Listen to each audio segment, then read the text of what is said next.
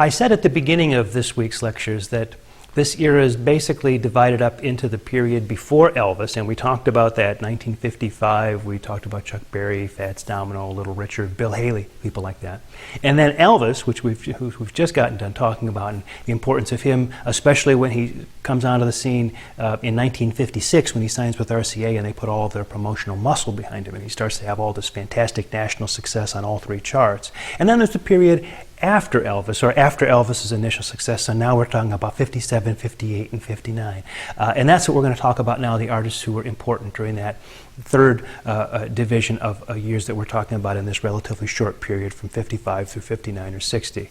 Let's stay with Sun Records for a minute and talk about some of the artists who were still at Sun after Elvis departed. The first of these is Carl Perkins, a singing guitar player who had a pretty good hit, a #2 hit with Blue Suede Shoes. In fact, even before Elvis did it, Carl Perkins had a record that was a hit on all three charts at the same time. But unfortunately for Carl Perkins, on his way to a television performance on the East Coast to promote Blue Suede Shoes, they were in a car accident.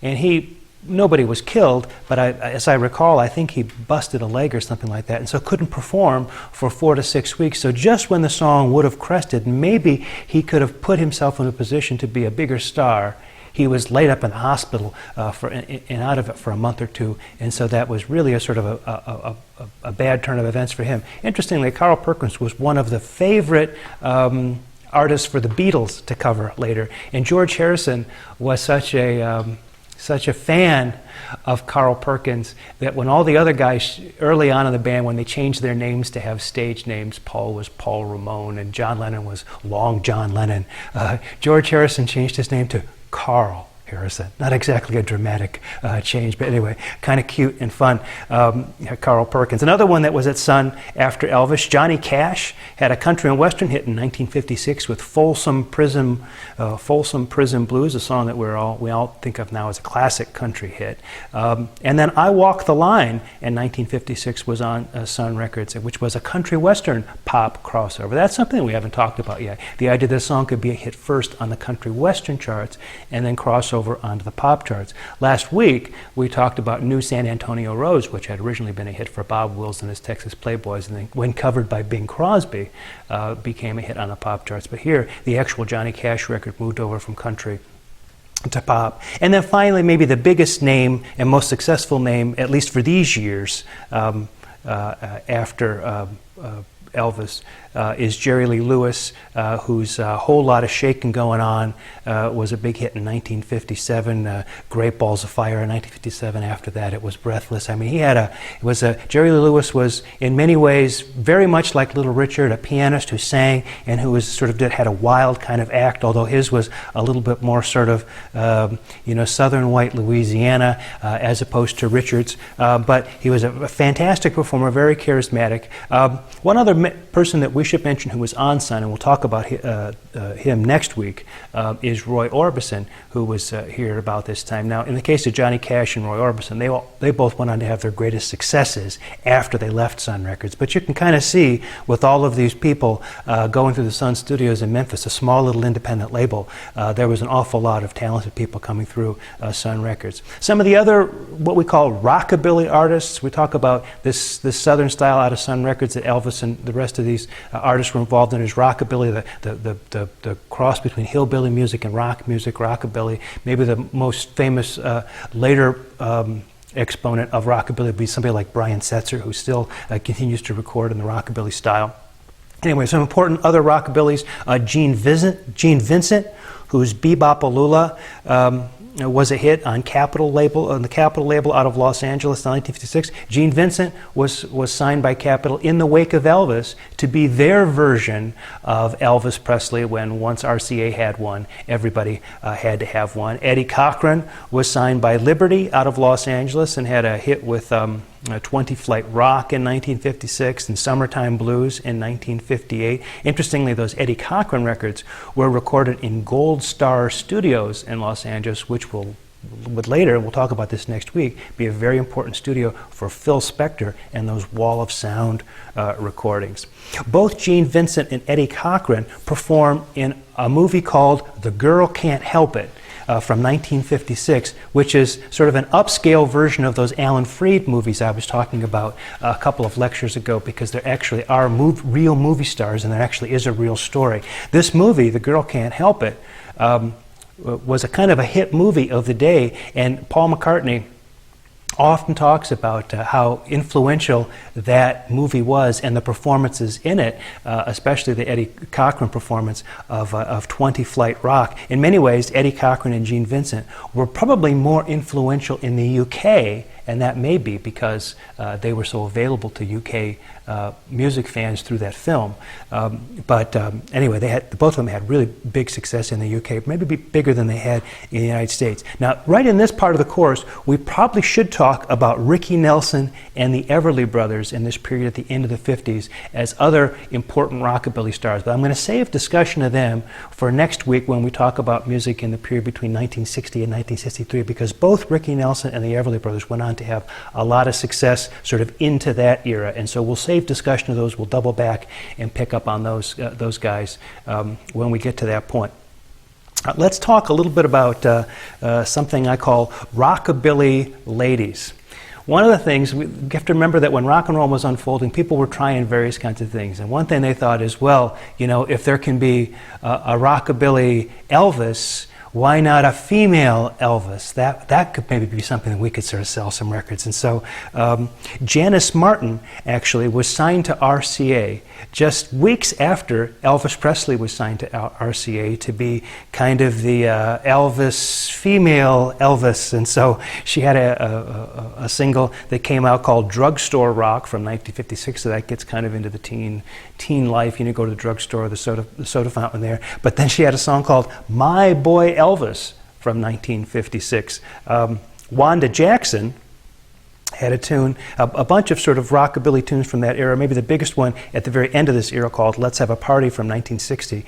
She knew Elvis Presley personally, and he sort of talked Wanda Jackson into doing this sort of female rockabilly thing. But maybe the most interesting historically is Brenda Lee. Now, Brenda Lee went on to have tremendous success in the 1960s. Her song I'm Sorry was a fantastic country western hit and crossover. But when she was just 12 years old, in 1956, she was called Little Brenda Lee and recorded a tune called Bigelow 6 2000 that was markedly a female rockabilly tune. Now, these female rockabillys are now sort of a bit of a kind of footnote to the history, but it sort of shows you that the people in the industry didn't quite know what they were, wouldn't say they didn't know what they were doing, but they didn't know what would catch on. And so they tried a couple of different things, and this is one that probably didn't catch on so much, certainly didn't catch on like Elvis did.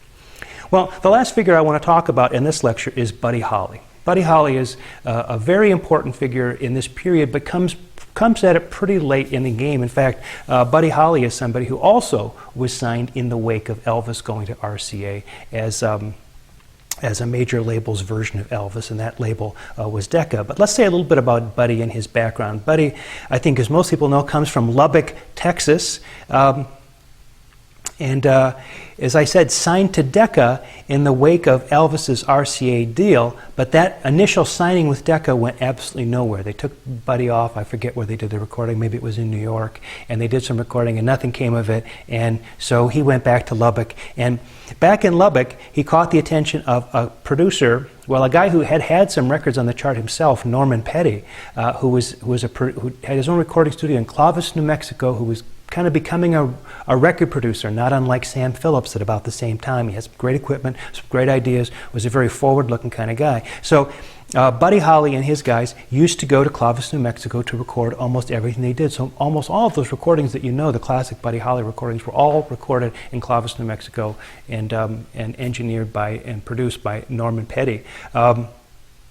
There's a time difference of 1 hour between Lubbock and Clovis, and so the Buddy Holly and his buddies, and I think the distance between the two is about 100 miles. You can check on a map and see. But the story is that long stretch of flat highway. The band used to like to leave Texas and try to arrive in Clovis before they left Texas. So that meant sometimes having to do 70 or 80 miles an hour, maybe 90 or 100, depending on what the distance is there. That gives you some idea of the wide open spaces of what we're talking about here. Well, with those recordings from Clovis, New Mexico, they got interest in two labels. Well, one label first, Coral, who ironically were a subsidiary of Decca. So Decca wasn't holding anything against Buddy Holly for the first one not working out. But what they decided was an interesting kind of promotional trick.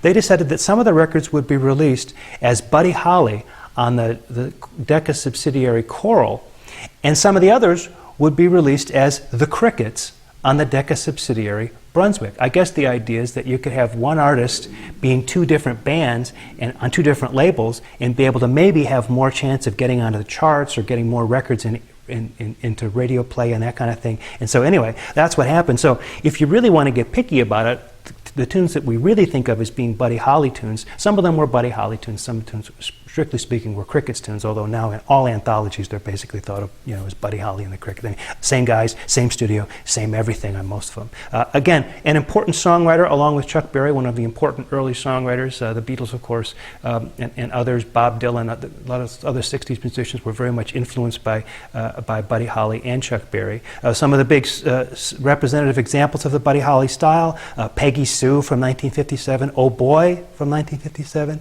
Maybe Baby from 1958.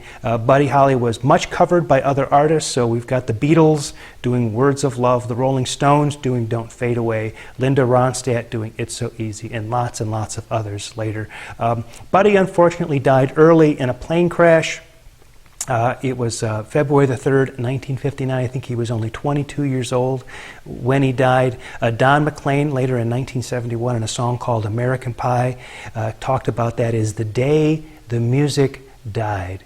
The idea that rock and roll in its original incarnation, this era that we're talking about from 55 up to this point, basically died the day that Buddy Holly went down in that plane. And so what we want to do is in the next segment talk about what happened at the end of this period in 1959. But at this point, rock and roll, it turns out, was in certain kind of trouble. There had been a lot of pressure that rock and roll was a negative influence, and this pressure was really starting to threaten the possibility of rock and roll continue. So in the next video, let's find out what happened at the end of the decade when rock and roll was in such trouble.